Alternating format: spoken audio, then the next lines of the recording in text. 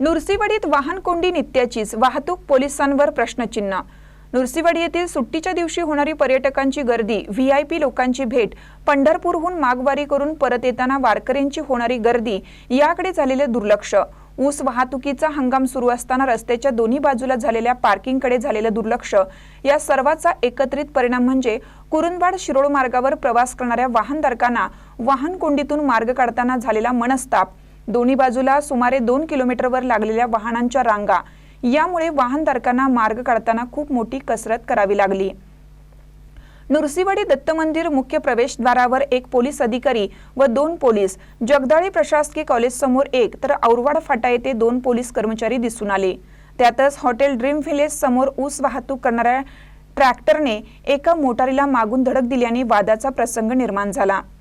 नेहमीच रस्त्याच्या दुतर्फा पर्यटक व भक्त पार्किंग करत असल्याने वाहनांची कोंडी होत असते, तेव्हा कायमस्वरूपी यावर मार्ग काढण्याची मागणी वाहनधारक व नागरिकातून होतीये। महानकर न्यूजसाठी महेश पवार, नुरसीवाडी।